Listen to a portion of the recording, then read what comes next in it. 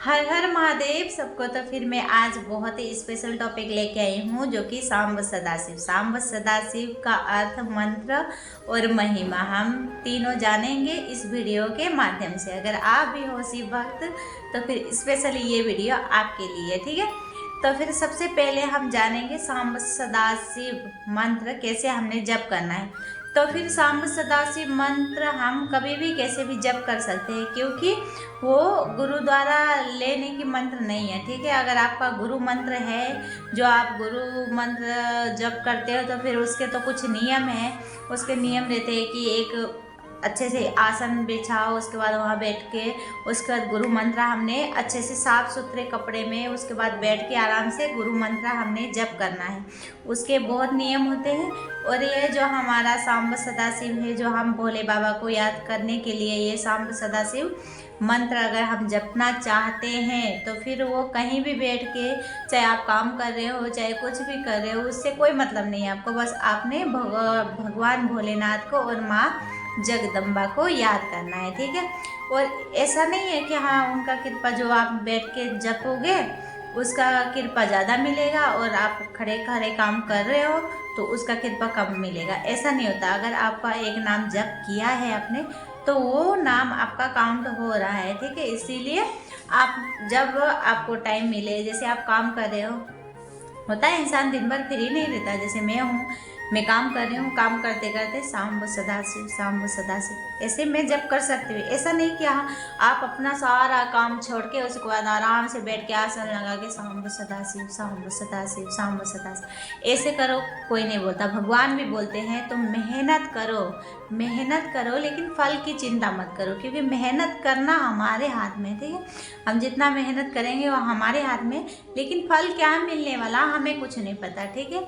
इसीलिए अगर हमने खेत पे धान लगाया है, उसको धान बाद में हमें चावल के लिए, लेकिन हम खेत में धान लगाने का काम हमारा है, लेकिन उससे कैसा फल निकलेगा वो हमें पता नहीं। क्या पता अंदर से टोटा निकले, उसमें चावल ही ना निकले। क्या पता चावल, जब तक चावल का टाइम आए, जब तक धान अच्छे से उगे, तब तक बारिश आए, पूरा खेत खराब हो जाए पूरा। एक बार पता है ना आपको पंजाब में कैसे हुआ था, पूरा बाढ़ आके सारा खेत सब कुछ ऐसे लूट के, मतलब कि सब कुछ ऐसे बह गया था पानी के साथ। इसीलिए फल तो हमारे हाथ में नहीं है, लेकिन मेहनत हमारे हाथ में। इसीलिए हर एक वीडियो में यही बोला जाता है कि आप नाम जप करो, नाम जप करो, नाम जप करो। नाम जप करने से पता है क्या होता है? नाम जप करने से आत्मा की शुद्धि होती है। इंसान जैसे, जिसके बारे में अगर आप देखो, थोड़ी देर आप बोलो गुस्सा गुस्सा गुस्सा गुस्सा, तो फीलिंग थोड़ी गुस्से वाली अलग से अलग से आती है ना।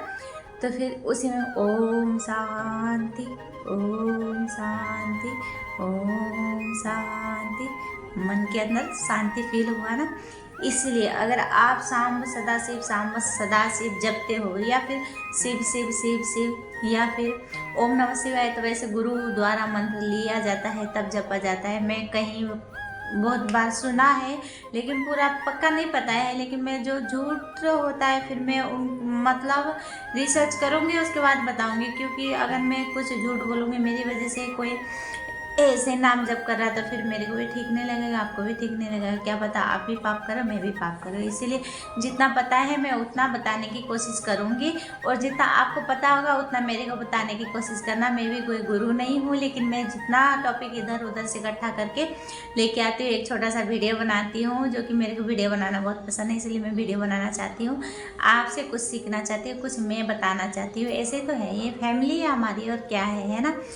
तो फिर सांब सदाशिव मंत्र का अर्थ यही है कि माँ जगदम्बे के साथ भोले बाबा, क्योंकि माँ और बाप दोनों अलग नहीं है, ये एक ही शक्ति है। बोलते हैं प्रेमानंद महाराज जी बोलते हैं कि सांब सदाशिव उन्होंने कम से कम 20-25 साल मतलब जपा है। उन्होंने इतना कृपा पाया भोले बाबा को, साक्षात आपने आके मतलब कि ऐसे देखा हुआ है, और उसके बाद उनकी कृपा की वजह से आज कहाँ से कहाँ पहुँच गया। वैसे राधा रानी जी और भोले बाबा दोनों अलग नहीं हैं, दोनों एक ही है, बस रूप अलग है ना। तो फिर अभी वो राधा राधा जपते हैं। चाहे तुम जिस पे आस्था, जिस पे विश्वास हो, उनका नाम जप करो, ठीक है। तुम्हारा नाम अगर तुम जप करते हो तो तुम्हारा शांति ऑटोमेटिक आ जाएगा।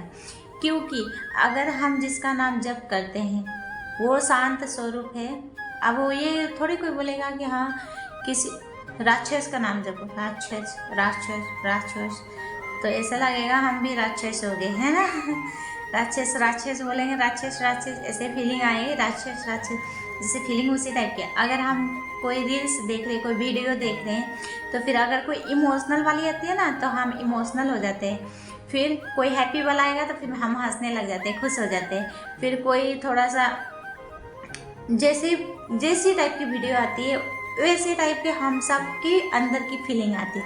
इसलिए अगर हम भगवान का नाम जपेंगे, वो शांति शेखर है, अगर वो शांति शेखर का हम नाम जप करेंगे तो ऑटोमेटिक हमारे अंदर शांति आना स्वभाव है। और बोलते हैं जैसा कर्म करोगे ऐसा फल मिलेगा। अगर आप शांत होगे, भगवान का नाम जप करोगे, तो उसी हिसाब का फल मिलेगा आपको। अगर आप खाली दिमाग बैठे हो, कुछ गलत सोच रहे हो, या फिर किसी को प्रति गलत नज़रिए से देख रहे हो, फिर उस हिसाब का आपको फल मिलेगा आगे चल के। फिर अभी तड़पोगे, आगे फिर तड़पोगे, क्योंकि आप उसी हिसाब का कर्म कर रहे हो। अगर आपने फल बोया है, अगर आपने आम का पेड़ लगाया है, तो उसमें से आम ही निकलेगा, उसमें से अमरूद या फिर कुछ और फल फ्रूट नहीं निकलेगा ना। ऐसे ही अगर आपने आज अच्छा कर्म किया है, आप काम कर रहे हो, काम कर रहे हैं, ऐसा नहीं है काम छोड़ के बैठ जाना है, नाम जप करना है, नाम जप से सब कुछ। क्या कोई एक बोल रहा क्या तुम्हें नाम जप से सब कुछ मिल जाता है?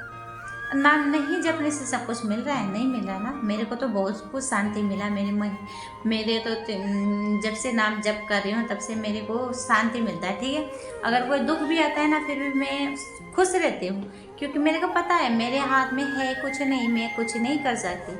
अगर उनकी कृपा हुई तो सब कुछ कर सकते हो, अगर उनकी कृपा नहीं हुई तो कुछ भी नहीं कर सकते। मैं एक बस बाबा, मैं जैसे भी हूँ ना, बस आपकी हूँ, आप कृपा करना है करो, चाहे आपको दुख में रखना है दुख में रखो, चाहे खुश में रखना है खुश में रखो, जैसे भी हूँ बस आपकी हूँ। जिस दिन से मैंने ऐसा बोला है, जिस दिन से मैंने नाम जपा है, जो दुख आता है घर पे ना, तो दुख आता भी है तो बाहर से चला जाता है। ऐसा नहीं कि दुखी से मैं दुख हो जाती हूँ, मैं दुखी बिल्कुल नहीं होती। इसीलिए अब बार बार मैं बताती हूँ कि मेरे पिछले वीडियो में भी आप देखे होंगे कि हमारे घर में जिस घर में 10 का दाल लेने के लिए पैसा नहीं होता था, आज 30-40 लाख का दवाई फ्री में हो रहा है। वो भी किसकी कृपा से? भोलेनाथ की कृपा से। अगर उनकी कृपा नहीं होता नहीं, हमारे औकात नहीं थी इतना करवाने के लिए। मैं सही बोल रही हूँ, कसम खा रही हूँ, गले में रुद्राक्ष भोलेनाथ की पहनी हूँ, उसकी कसम खा रही हूँ मैं।